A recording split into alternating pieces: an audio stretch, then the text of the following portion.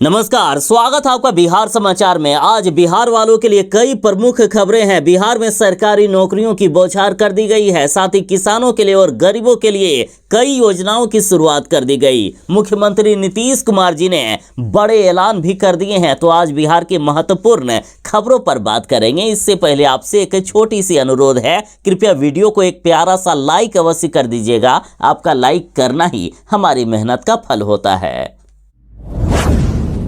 बिहार के साथ देश के किसानों के लिए है बड़ी खुशखबरी। प्रधानमंत्री नरेंद्र मोदी जी पीएम किसान सम्मान निधि योजना के तहत 2-2 हजार रुपए फिर से किसानों के खाते में भेजने वाले हैं। यानी बिहार के साथ देश भर के 9 करोड़ से भी अधिक किसानों को 19वीं किस्त की राशि मिलने वाली है और ये राशि 24 फरवरी को जारी किया जाएगा। देखिए, प्रधानमंत्री नरेंद्र मोदी जी 24 फरवरी को बिहार के भागलपुर आ रहे हैं। भागलपुर में आयोजित कार्यक्रम के दौरान प्रधानमंत्री जी 19वीं किस्त की राशि जारी करेंगे और प्रत्येक किसानों के खाते में 2-2 हजार रुपए पहुंच जाएंगे, जो पीएम किसान सम्मान निधि योजना का लाभ ले रहे हैं। लेकिन वैसे किसान जिन्होंने अभी तक ई-केवाईसी नहीं किया है, उनको लाभ नहीं मिलेगा। तो जल्द से जल्द ई-केवाईसी पूरा करें।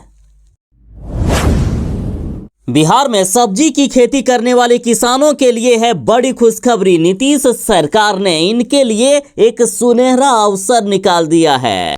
देखिए, सब्जी विकास योजना के तहत सरकार किसानों को सब्जी की खेती में आने वाला जितना भी खर्चा है उसका 75% अनुदान के तौर पर देने वाली है। यानी खेती में जितना भी खर्चा आएगा 75% पैसा सरकार देगी, बस आपको 25% पैसे लगाने होंगे। यदि पटना जिले की ही बात करें तो सब्जी विकास योजना के तहत पटना जिले में प्रति 45 हेक्टेयर में कद्दू, नेनुआ, करेला, भिंडी और मिर्च की खेती तथा प्रति 12 हेक्टेयर में बैगन, तरबूज व खरबूज की खेती का लक्ष्य निर्धारित किया गया है। इस योजना में सिर्फ पटना जिले में ही कुल 261 हेक्टेयर भूमि पर सब्जी की खेती करने का लक्ष्य है। इसलिए सरकार 8 प्रकार की सब्जियों पर 75% तक का अनुदान देगी। इस योजना के तहत बैगन, तरबूज और खरबूज के बिचड़े यानी पौधे के लिए भी 75% अनुदान मिलेगा। प्रत्येक बिचड़े की कीमत 3 रुपए होगी, जिसे अनुदान के बाद मात्र 75 पैसे में किसानों को उपलब्ध कराया जाएगा। वहीं कद्दू, नेनुआ, करेला, भिंडी और मिर्च के पौधे यानी बिचड़े पर भी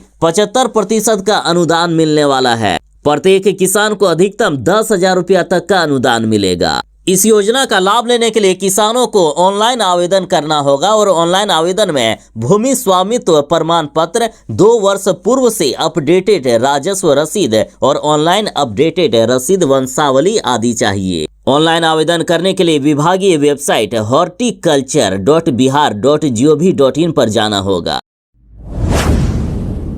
बिहार में ग्राम कचहरी सचिव को जहां 6 हजार रुपया का मानदेय मिलता था, तो अब इनका मानदेय बढ़कर 15 हजार रुपया तक हो गया है। देखिए, बिहार में ग्राम कचहरी सचिव के लिए ऑनलाइन आवेदन चल ही रहे हैं और इसी बीच आ गई है अब बड़ी खुशखबरी। अब मानदेय दिया गया है बढ़ा। देखिए, पंचायती राज विभाग की तरफ से ग्राम कचहरी सचिव को लेकर मानदेय बढ़ाने का बड़ा अपडेट सामने आया है। तो वहीं हिंदुस्तान की भी खबर देखिए, कचहरी सचिव का मानदेय अब 2 गुना से भी अधिक होगा। वहीं पंचायती राज मंत्री केदार प्रसाद गुप्ता जी का कहना है कि कचहरी सचिव का मानदेय 2 गुना से भी ज्यादा यानी 6 हजार रुपया से बढ़ाकर 12 से 15 हजार रुपया कर दिया जाएगा। और साथ ही यदि कोई ग्राम कचहरी सचिव के लिए ऑनलाइन आवेदन करना चाहते हैं तो 1 फरवरी से ऑनलाइन आवेदन शुरू हो रहा है और लास्ट डेट 14 फरवरी 2025 तक रखा गया है। ऑफिशियल नोटिफिकेशन के अनुसार न्यूनतम आयु 25 वर्ष और अधिकतम 65 वर्ष मांगी गई है। क्वालिफिकेशन की बात करें तो वैसे युवक या युवतियां जो स्नातक पास हैं इसके लिए आवेदन कर सकते हैं। आवेदन करने के लिए विभागीय वेबसाइट gp.bihar.gov.in पर जाना होगा। बिहार के अभ्यर्थियों के लिए है बड़ी खुशखबरी, क्योंकि बिहार में ब्लॉक कोऑर्डिनेटर की निकल चुकी है बम्पर बहाली। देखिए, ये भर्ती जिला समन्वयक एवं प्रखंड समन्वयक के पदों के लिए निकाली गई है। बिहार कोऑर्डिनेटर वैकेंसी 2025 पर ऑफिशियल नोटिफिकेशन जारी हो गया है। आधिकारिक सूचना के अनुसार 22 जनवरी 2025 से ही ऑनलाइन आवेदन शुरू है, जो कि अंतिम तारीख 15 फरवरी 2025 तक रखी गई है। आयु सीमा की बात करें तो इसमें अधिकतम आयु सीमा 40 वर्ष रखी गई है, जबकि न्यूनतम 18 वर्ष। पे स्केल की बात करें तो जिला समन्वयक को 30,000 रुपया प्रत्येक महीना और प्रखंड समन्वयक को 20,000 रुपया प्रति महीना मिलेगा। साथ ही समाहरणालय पूर्वी चंपारण मोतिहारी के द्वारा जारी ऑफिशियल नोटिफिकेशन की बात करें तो इसमें ऑनलाइन आवेदन फॉर्म का प्रपत्र दिया गया है, मतलब पूरा फॉर्मेट दिया गया है। आपको इसी फॉर्मेट पर ऑनलाइन आवेदन करना है और भरे गए फॉर्मेट को ईमेल कर देना है। बाकी इसका लिंक भी मैं आपको वीडियो की डिस्क्रिप्शन में दे दूंगा, या फिर आप विभागीय वेबसाइट eastchamparan.nic.in पर जाकर सीधा डाउनलोड कर सकते हैं नोटिफिकेशन को। ईमेल आईडी की बात करें तो आपको ये फॉर्म भर कर वांछित कागजातों यानी डॉक्यूमेंट के साथ जिला प्रोग्राम कार्यालय पूर्वी चंपारण मोतिहारी की ईमेल आईडी sawan.kr0301@gov.in पर भेजना है। बता दें कि जिला समन्वयक के 1 पदों के लिए और प्रखंड समन्वयक के 6 पदों के लिए वैकेंसी निकाली गई है। क्वालिफिकेशन की बात करें तो यदि आप ग्रेजुएट हैं तो इसके लिए आवेदन कर सकते हैं, या फिर डिप्लोमा इन कंप्यूटर साइंस है या आईटी किए हुए हैं तो अप्लाई कर सकते हैं। बॉम्बे हाईकोर्ट में क्लर्क के पदों पर निकल गई है बम्पर बहाली। वैसे युवक और युवतियां जो सरकारी नौकरी की तलाश कर रहे हैं उनके लिए है जरूरी सूचना। बॉम्बे हाईकोर्ट में क्लर्क के पदों के लिए ऑनलाइन आवेदन शुरू हो गया है। इस बहाली में टोटल 129 पदों के लिए ऑनलाइन आवेदन मांगा गया है। 22 जनवरी से ऑनलाइन आवेदन शुरू हो गया है और लास्ट डेट 5 फरवरी 2025 तक रखा गया है। इस बहाली के लिए एज लिमिट की बात करें तो मिनिमम एज 18 साल और मैक्सिमम 38 साल मांगी गई है। सैलरी की बात करें तो 29,200 रुपए से लेकर 92,300 रुपए तक सैलरी मिलेगा। अब रही बात की आवेदन कैसे करेंगे, तो आवेदन करने के लिए आपको विभागीय वेबसाइट bombayhighcourt.nic.in पर जाना होगा। तो एक सुनहरा मौका है, ये मौका हाथ से ना जाने दें। 5 फरवरी 2025 तक लास्ट डेट है ऑनलाइन आवेदन का। यदि आपको गाड़ी चलाना आता है और 10वीं पास हैं तो आपके लिए एक सरकारी नौकरी इंतजार कर रहा है। देखिए, इंडिया पोस्ट में ड्राइवर के पदों पर बम्पर बहाली निकाली गई है। इसके लिए आवेदन प्रक्रिया जारी है। देखिए, इंडिया पोस्ट ड्राइवर बहाली के लिए 10 जनवरी से ही ऑनलाइन आवेदन शुरू है, जो कि लास्ट डेट 8 फरवरी 2025 तक रखा गया है। ये आवेदन ऑनलाइन माध्यम से हो रहा है। ऑफिशियल वेबसाइट indiapost.gov.in पर जाकर आवेदन किया जा सकता है। वेतन की बात करें तो लगभग 25,000 रुपया तक वेतन मिलेगा। तो वहीं एज लिमिट की बात करें तो अधिकतम आयु सीमा 56 साल तक मांगी गई है। साथ ही ऑफलाइन आवेदन की भी सुविधा दी गई है। तो बिहार के सभी जिलों के जो 10वीं पास हैं और ड्राइविंग आता है, आपके पास यदि ड्राइविंग लाइसेंस है तो इसके लिए आवेदन कर सकते हैं। इस बहाली के लिए टोटल 25 पदों पर बहाली निकाली गई है, जो अलग अलग रीजन पर ये वैकेंसी है। सेंट्रल रीजन पर 1, MMS चेन्नई पर 15, साउथर्न रीजन पर 4 और वेस्टर्न रीजन पर 5 वैकेंसी है।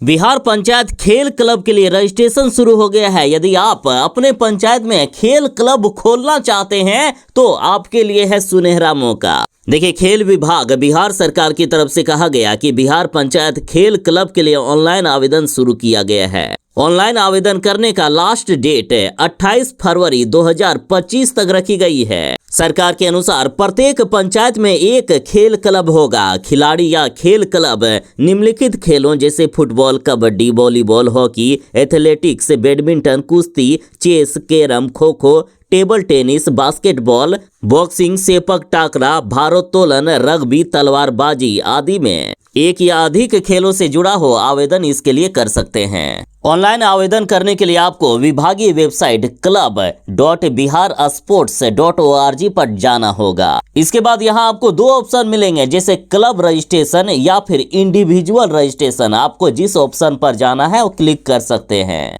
खेल क्लब के लिए ऑनलाइन आवेदन करने के लिए आपको बिहार का अस्थायी निवासी होना जरूरी है।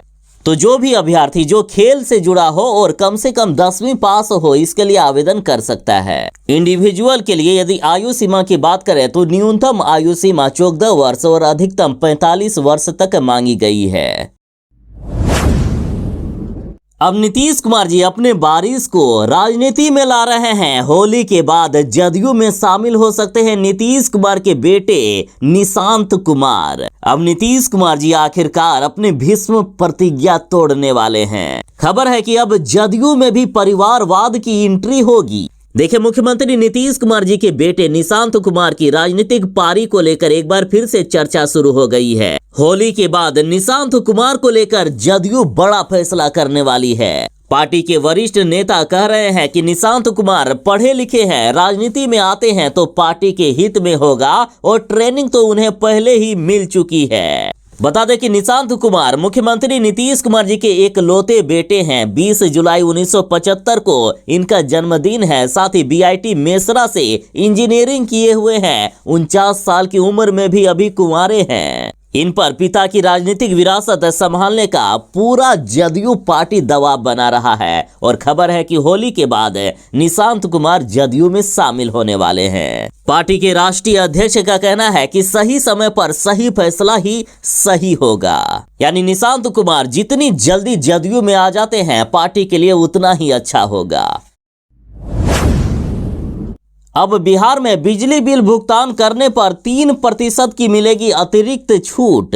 देखिए, बिहार में बिजली विभाग ने बड़ा फैसला लिया है। नए निर्णय के अनुसार बिजली उपभोक्ताओं को समय पर बिजली बिल का भुगतान करने पर 3% तक की अतिरिक्त छूट दी जाएगी। साथ ही बिहार सरकार के ऊर्जा विभाग ने अपने उपभोक्ताओं के लिए ऑनलाइन माध्यम से बिजली बिल का भुगतान करने पर अतिरिक्त छूट देने का भी फैसला किया है। पहले भी ऑनलाइन पेमेंट करने पर कुछ सहूलियत दी जाती थी, लेकिन अब मिलेगा ज्यादा छूट।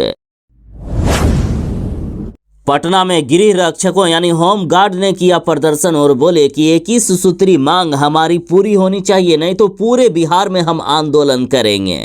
देखिए, पूरे बिहार के होम गार्ड अब समान काम समान वेतन की मांग कर रहे हैं। खबर है कि राजधानी पटना में बिहार रक्षा वाहिनी स्वयं सेवक संघ ने अपनी मांगों को लेकर पटना समाहरणालय तक प्रदर्शन किया है। साथ ही सरकार को अल्टीमेटम देते हुए कहा है कि अगर सरकार हमारी मांगे जल्द से जल्द नहीं मानेगी तो संघ के आह्वान पर आगे जोरदार आंदोलन किया जाएगा। इनका कहना है कि सुप्रीम कोर्ट के आदेश की भी अवहेलना कर रही है बिहार सरकार। इन्होंने कहा कि सर्वोच्च न्यायालय दिल्ली के द्वारा राज्य के गृह रक्षकों को महंगाई भत्ता के साथ पुलिस को मिलने वाली सुविधा देने का आदेश दिया गया है, उसके बाद भी सरकार हमें महंगाई भत्ते के रूप में कुछ भी नहीं दे रही है, जबकि वर्तमान में 50% महंगाई भत्ता अन्य कर्मचारियों को दिया जा रहा है। साथ ही हमें समान काम समान वेतन दिया जाए। साथ ही गृह रक्षक वर्षों से लगातार कर्तव्य पर रहे हुए हैं, इसलिए मानवीय विचार करते हुए माह में 5 दिन मात्र भत्ता सहित छुट्टी प्रदान की जाए। साथ ही महिला होमगार्ड को 2 दिन का विशेष अवकाश एवं मातृत्व अवकाश भी दिया जाए।